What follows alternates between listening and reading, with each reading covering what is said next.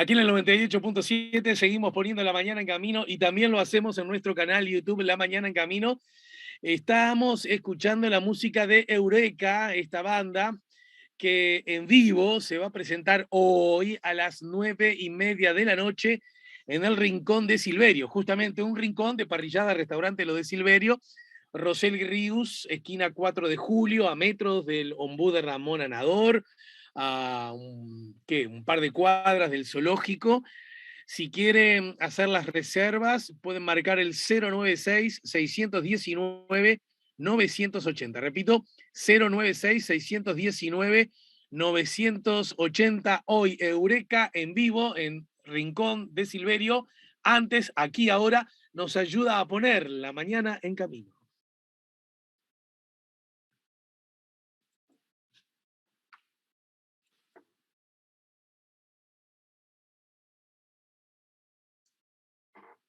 Ya, como ven, aquellos que nos siguen por el canal YouTube, está con nosotros Gabriela Mordecki. Antes de recibirle, déjenme también dar cuenta que he recibido la revista oficial de la Cámara Inmobiliaria Uruguaya, Ciudades, así se llama, que como título principal, bueno, elegí este momento porque está vinculado a algo sobre lo que ya hemos hablado con Gabriela. El motor del ladrillo enciende la economía. Este es el título principal. Gracias por el envío. Llega a 18 de julio 2247, Diamante FM, La Mañana en Camino. Y ahora, como siempre, con mucha alegría, estamos recibiendo a la querida y admirada economista, docente, investigadora, tenemos el honor, columnista de este programa, Gabriela Mordecki. Buen día y bienvenida, Gaby. Hola, gracias por este recibimiento tan cálido. Y bueno, intentaremos ayudar ahí a poner en camino estos datos también, estas cosas que seguimos, ¿verdad? Sobre los temas de la inflación, como que vuelven a ocuparnos. Un programa y otro, pensamos que vamos a zafar, pero bueno, aparece otro tema y en este caso en particular queríamos comentar un poco sobre los anuncios del gobierno de esta semana de incrementos en los salarios públicos y en las pasividades, y también, ¿no?, el llamado a que se vuelvan a juntar, digamos, varios grupos de trabajo de las mesas de negociación, ¿no?, proponiendo que anticipen a los empresarios, que anticipen algunos ajustes por inflación en convenios que no los tenían ahora ya, ¿no? Sino que muchos convenios lo negocian para el que es en 2023 recién, el ajuste por inflación, ¿no? O sea, la diferencia entre lo pactado y lo que realmente fue. Pero bueno, nada, ahí por ahora medidas estas son solamente las que el gobierno puede instrumentar, y que además, digamos, yo lo que quería plantear no es, por supuesto, si es bueno o no que den más aumentos salariales o jubilatorios, porque eso no hay que discutirlo, sino en qué marco sucede esto. O Claro. sea, esto es una medida que combate la inflación, ¿no? Bueno, Porque en ese sentido es que se pone sobre la mesa, ¿no? bien, bien. Si te parece, entonces, ahí va, me parece. Yo no sé qué te pasa a vos en tu condición de experta economista. Yo soy igual de los que creo que a veces los límites entre lo que podríamos llamar a grosso modo la economía por un lado y la economía y la política por otro son límites muy frágiles, muy sinuosos, no son impermeables y por ende a veces resulta difícil separarlos. Lo que sí parece, si querés te lo tiro así para que vos Dale. nos vayas como orientando. Lo que sí parece de algún modo, mira, me voy a apoyar en un título que hoy se lee en el semanario Brecha, Volantazo es el título, Mm, y hay una cita al dirigente sindical del comercio de Fuesi, Milton Castellanos, que mm. dice, es una sorpresa importante, el gobierno fue en contra de la esencia de su modelo, y agrega, por algo, toda la cátedra liberal salió a cuestionarlo duramente. Es decir, primera cosa, ¿se podría decir, sin entrar a adjetivar, que lo anunciado por el gobierno en algún modo se contradice con lo que podríamos llamar su modelo, su tránsito, su anuncio, su trayectoria, su peripecia económica, su mirada económica sobre los asuntos? Ese es un tema. Y después lo otro, el instrumento que anuncia el gobierno y que ha causado sorpresas y adjetivos que van desde no está mal, pero muy insuficiente, llega tarde, a otros, uy, esto está mal, no es lo pactado, nos sorprende, y encima nos pide cosas a nosotros que no estamos en condiciones de ponerlas arriba de la mesa. Más allá de esas reacciones, el instrumento y el objetivo planteado y el instrumento presentado es potencialmente eficiente para ese objetivo. Arranque usted, profe. Bueno, muchas preguntas para responder. Yo creo que acá hablar de modelos es como algo un poco exagerado, porque, yo no voy a ponerme a discutir las cosas políticas, ¿no? Y entonces, tanto desde el PIT-CNT, ¿no? De Fuesis o de quien, o no, hay un comunicado que PIT-CNT sacó, además, o lo que digan los empresarios, desde, no sé, apareció el presidente de la Cámara de Industrias ahí hablando, o qué, bueno, esas son cuestiones políticas. En ese plano nosotros, digamos, yo por lo menos no voy a discutir.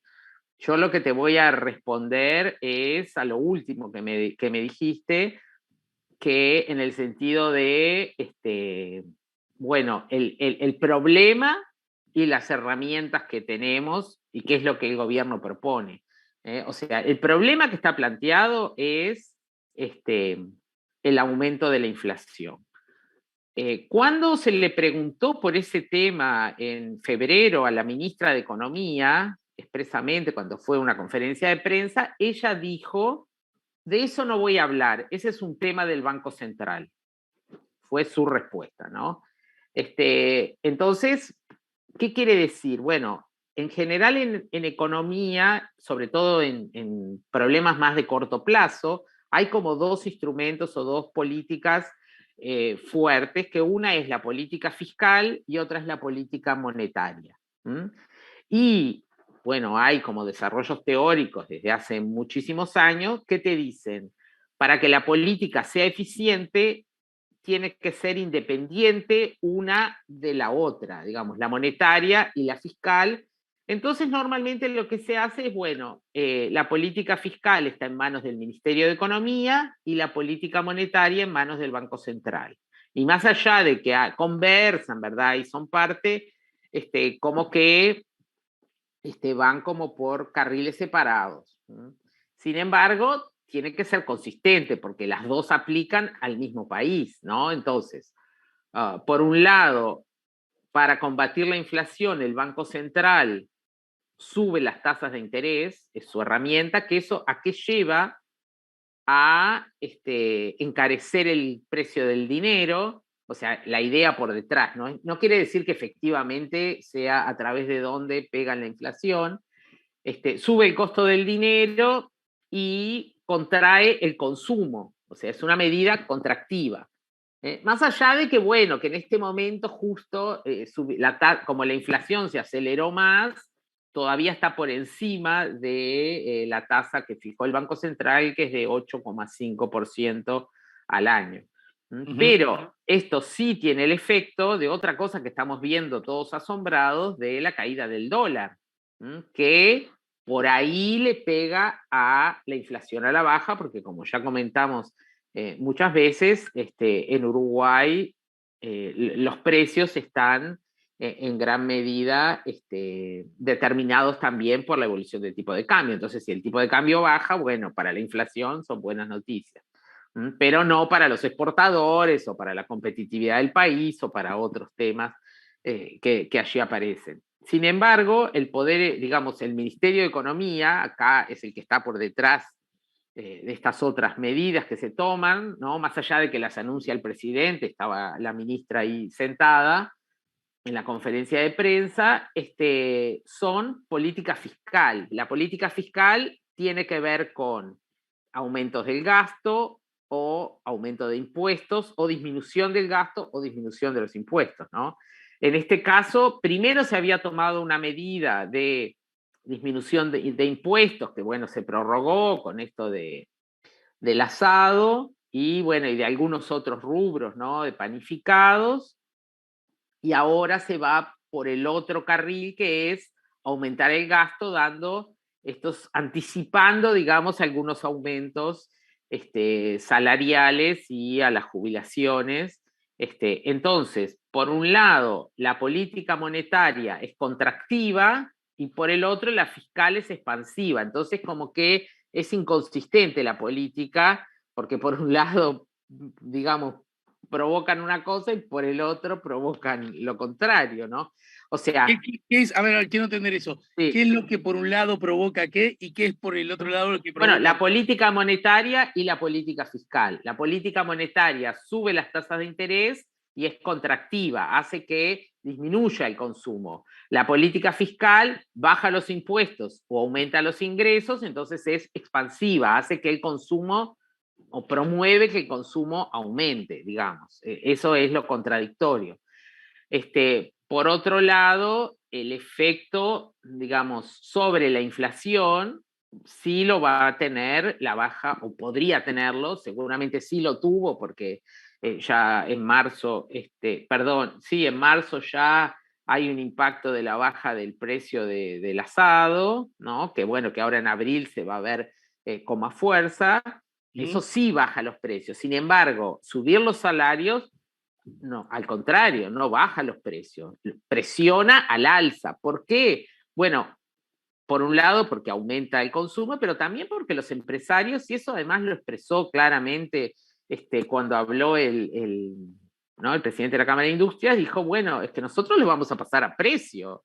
Y además lo anuncian 3 meses antes, los precios van a aumentar y cuando llegue el aumento real, efectivo, digamos, ya se lo va a ver, digamos, ¿no? Ya lo perdimos incluso antes, ¿no? ¿Por qué estas medidas tampoco se deben anunciar con tanta anticipación? Porque ahí todos los agentes se posicionan y ya toman, digamos, medidas anticipadas, o sea, entonces, es una medida que, digamos, lo que hace es que cuando uno hace la cuenta, dependiendo de cuánto aumente la inflación, pero bueno, en este momento los ingresos, o cuando aparezca el aumento, las caídas que están teniendo los ingresos reales, sea algo menor. ¿Cuánto? Bueno, no lo podemos calcular porque esto es algo que se dijo que se va a pagar en julio o en agosto, no quedó tampoco bien claro. Y a partir de ahí veremos cuánto fue la inflación y cómo podemos hacer ese cálculo, ¿no? Entonces, es una medida que tiene un corte más, digamos, para mí, forma de ver político y Ajá. no económico, porque además, otra cosa que también se le ha criticado es, bueno, el gobierno dice que tiene recursos escasos, que todavía está luchando con el déficit fiscal, etcétera, etcétera. Entonces debería focalizar mejor sus esfuerzos hacia los sectores que más lo precisan. Y no son los funcionarios, digamos, nada, no es por... Yo misma soy funcionaria pública, pero no estamos claramente entre los sectores más pobres, ni los jubilados, ni por más que a veces se hace propaganda, no es así. Claro. Dentro de la pobreza, lo que hay más son informales o autónomos, monotributistas, una población, digamos, con familias con muchos niños. Hay, y ya lo comentamos aquí, creo que en este programa, hay herramientas a través de las tarjetas del MIDES y la aplicación, tu app o la que quieran, donde se puede focalizar mucho mejor todo esto, no sé, que dijeron que eran 120 millones de dólares el costo o lo que fuera, focalizarlo a políticas mucho más hacia gente que realmente lo precisa, si es que, digamos, como siempre, en realidad siempre sucede esto en los países, los recursos son escasos y las necesidades son muy grandes, ¿no? Entonces, claro, eso no tendría el efecto, tendría un efecto muy marginal en mejorar los números de los ingresos, porque además, y esto es otra cosa que también hay que ver, ¿qué es lo que el gobierno quiere mejorar? ¿La inflación que sea menor o el IPC que sea menor? Lo mismo con los salarios reales, ojo, porque el índice medio de salarios, que es la medida que se toma, se basa en una encuesta a empresas formales de más de 5 o 10 funcionarios. O sea, ni siquiera están las chiquitas, ni siquiera están las informales. Y ese es el número que se toma para calcular el salario real.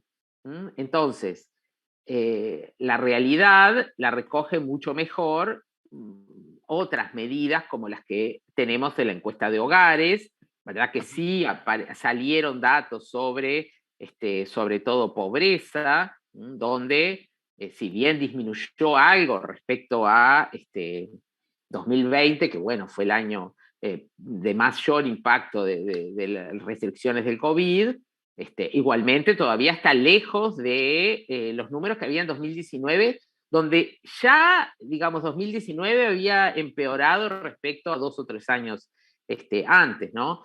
Entonces, digamos que ahí uno ve cuáles son las condiciones de vida de la gente que más lo precisa, y esos grupos son los que más deberían recibir, digamos, si yo tengo recursos limitados, los voy a dar digamos, a utilizarlos en la forma más eficiente. Pero bueno, eso todo depende de cuál es el objetivo que yo persigo, ¿no?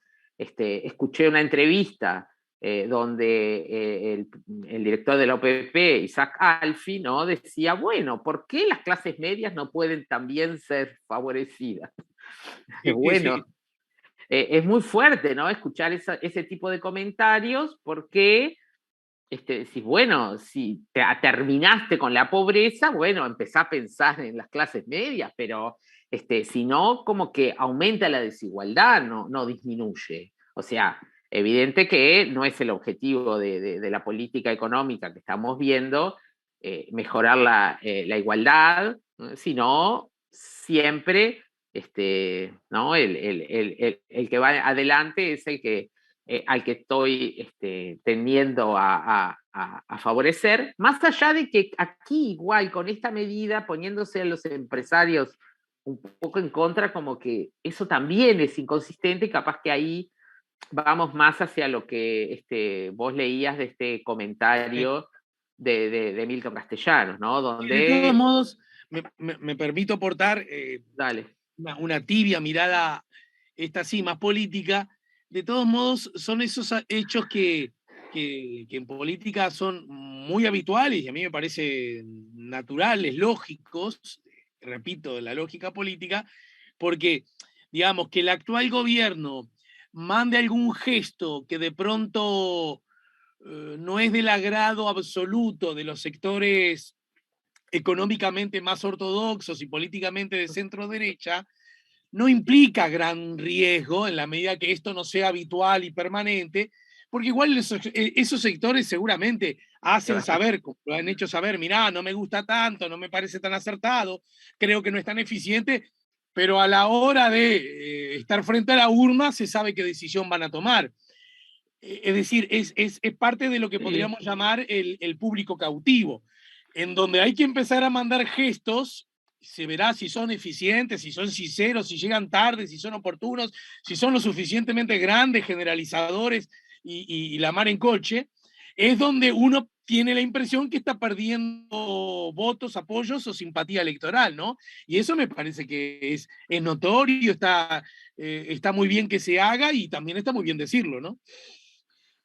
Sí, bueno, no voy a opinar de la cuestión más política porque por supuesto que cada uno tiene su opinión, pero digamos, no es esa mi expertise por la cual yo estoy acá tratando de comentar esto, ¿no? Lo que me parece que tiene que quedar como mensaje al público en general es, digamos, tener la claridad de qué política se toma y cuál es el objetivo y el resultado que va a tener. O sea, esta política no va a bajar la inflación en absoluto. O sea, puede mantenerla, como algunos dijeron, bueno, está un poquito, que va a impactar poco, pero, digamos, va en el sentido de aumentarla y no de bajarla. El martes, en la tapa de El País decía, estas medidas no aumentarán la inflación, y ese mismo día conversé con Mario Vergara aquí, que en ese aspecto coincidía, en el sentido que no entiende que sean medidas que puedan auspiciar un aumento de la inflación por aquella lógica. Acá me tenés que ayudar, porque él recordaba, y todos recordábamos, ¿no? Todos tenemos más de 15 años, no todos, pero lo que estamos acá a la vuelta, que durante el gobierno del Frente Amplio, en las anteriores administraciones, hubo aumento de inflación, de empuje inflacionario, en números similares a este, pero las razones lucían como muy otras, es decir, la gente con plata en el bolsillo y dispuesto a pagar más por el mismo bien o consumo, ¿no? Claro. Bueno, sí, o sea, por eso, en ese momento estábamos viviendo un crecimiento muy grande de los ingresos y sobre todo, ¿no? Los ingresos reales vinieron aumentando mucho y ahí las presiones de demanda hacían que los precios aumentaran junto con algunas cuestiones climáticas y algún aumento además de precios internacionales que cuando se junta todo dio ahí unos picos más elevados, ¿no? Eso es verdad, no es el momento, claro, ¿no? Donde la demanda, pero por eso yo digo, pero eso va en contra de lo que está haciendo el Banco Central, que dice lo contrario, porque ¿para qué aumenta la tasa de interés? Porque las presiones son de demanda. O sea, acá lo tenés que explicar. A ver, de aumenta la nuevo, tasa de interés significa que de alguna manera la autoridad monetaria del país dice, conviene que no haya tanto dinero en la vuelta, por lo tanto yo seduzco al dinero para que quede metidito dentro del banco. ¿Es por ahí la cosa? bueno, por un lado eso y por otro es más caro pedir crédito, ¿no? Invertir o consumir, etcétera. Entonces, pero eso cuando se hace, cuando vos pensás que la presión de la inflación viene por la demanda, cosa que, digamos, este otro argumento de decir, bueno, la demanda todavía está por debajo, lo cual, digamos, recién estamos llegando a los niveles de 2019. Entonces, un poco más de salarios no va a generar un aumento de inflación por ese camino, ¿no? Ahora, si los empresarios pasan a precios todos los aumentos que puedan dar, ahí sí vamos a tener, digamos, no por el lado de la demanda, sino por el lado de los costos, ¿no? Trasladados a los precios, y bueno, nada, y ahí se anula el efecto, incluso, no, o sea, sube la inflación, te aumentan los ingresos, pero como la inflación sube, como yo decía igual al principio, esta es una cuenta que por ahora no la podemos hacer. Lo que opina Vergara me parece que es, en parte es así también, pero bueno, en realidad vamos a tener que esperar un poco a ver qué es lo que pasa finalmente con estas negociaciones, ¿no? Entre empresarios y trabajadores, que son los que, bueno, fueron convocados y van a tener que ponerse de acuerdo. Qué es lo que suceda efectivamente o sea, porque tampoco ni siquiera hay claridad de lo que, de los aumentos, eso que decía, dijeron a partir de julio, pero no sabemos si en julio se pagan o es de julio para pagar en agosto, o sea, bueno. Y eso no es menor, porque bueno, la inflación sigue su camino y cada mes, digamos, seguimos perdiendo y el momento en el que se recupera es posterior, ¿no? Y luego, si esto se va a descontar del aumento de enero del año que viene, sí, claro, ahí vamos a tener un retroceso, o sea, no, el aumento va a ser bastante menor que lo que estábamos. Bueno, igual sobre eso se puede esperar que llegue enero a ver qué resuelve el gobierno, ¿no? También, en principio dijeron eso, lo aclaró si bien el presidente no lo dijo, Mieres, ministro de Trabajo, lo aclaró, Con las jubilaciones no fueron tan claros, ¿verdad? Porque ahí puso Mieres otro argumento, no, pero sí, habrá que esperar. Pero digamos, lo que tenemos por delante es más inflación por ahora. También otro tema del cual esto hizo que desapareciera de la escena es qué es lo que va a suceder con los precios de los combustibles, ¿no? Porque, bueno, el petróleo está teniendo como un comportamiento de suba y baja. Veremos cuando calculen los PPI de este mes qué es lo que va a pasar, pero supongamos que no haya aumentos o incluso haya caídas, ¿qué es lo que el gobierno va a hacer? Va a decir, como en las subas dimos menos suba de la que había, ahora no vamos a dar bajas porque eso sí, no, o sí, digamos, ahí, y también habrá que esperar a fin de mes, ¿no? Que ya no falta tanto, ¿verdad? Queda ahí una semana y poquito, para que esto, sí, la semana que viene lo van a decidir, ¿no? Y ahí veremos, ese es el impacto para la inflación de mayo, ¿no? Ahora en abril, sí, nada, tenemos el dólar, como yo les dije, que fue bastante a la baja, todavía estamos, ¿no? Pero ayer tuvo una baja además bien grande. Eso va a impactar a la baja, y bueno, nada, y la carne acaban de anunciar que subió de nuevo, y subió el boleto, subieron otras, más allá de los combustibles, ¿no? Y bueno, nada, vamos a tener acción en abril. Déjame dos cosas mías en el final para que las Dale, contestes en el formato corto, ¿de acuerdo? dale, perfecto. Una de ellas, la inflación. Yo sé que lo has hablado muchas veces, arrancaste esta charla diciendo que es como una constante calecita de la que no podemos salir de algún modo de reflexionar sobre.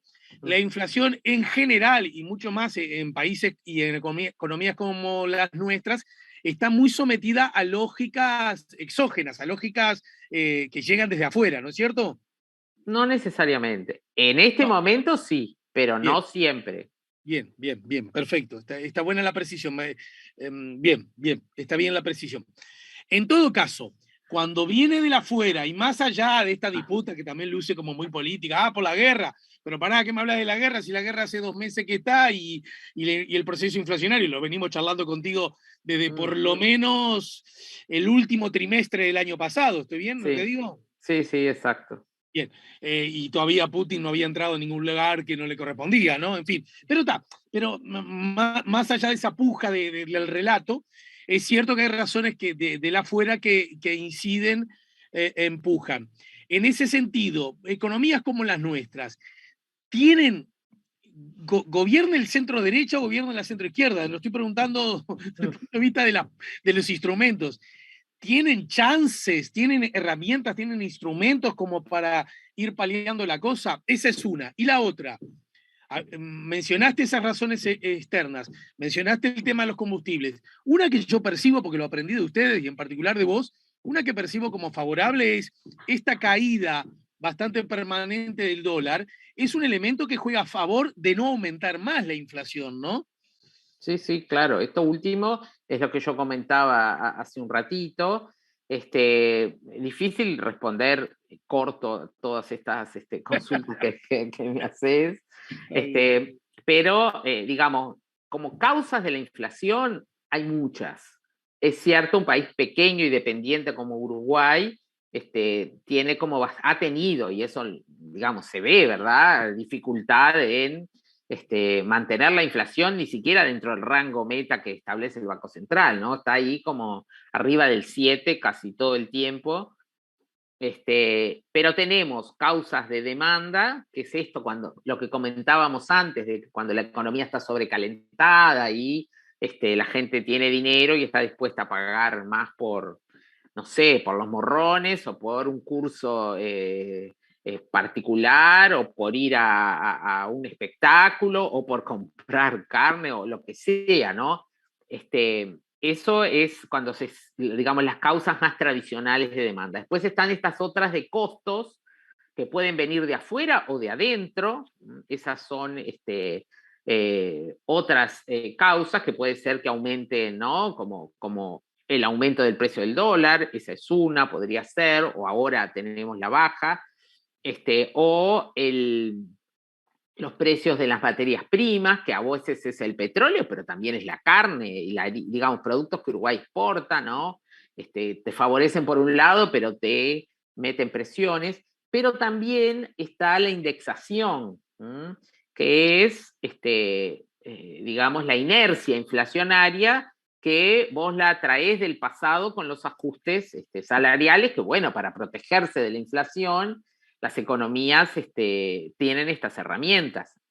La economía uruguaya tiene esta herramienta, la economía brasileña, la argentina, digamos que vive en procesos de inflación muy largos. La inflación que está viendo en Estados Unidos, en Europa, no tienen estas herramientas de indexación y nada, los precios aumentan, veremos qué es lo que sucede, pero entonces, más allá de otras causas que a veces puede haber, más estructurales también, ¿no? Como la falta de competencia o otro tipo de temas que hacen más que la inflación, que los precios sean como más elevados que a veces que en otros lugares, hacen que el combo de políticas que precisás para combatir la inflación sea complejo y a veces políticamente difícil de llevar adelante, ¿no? Como por ejemplo desindexar la economía, ¿no? Y hacer que eso lo intentó el gobierno del Frente Amplio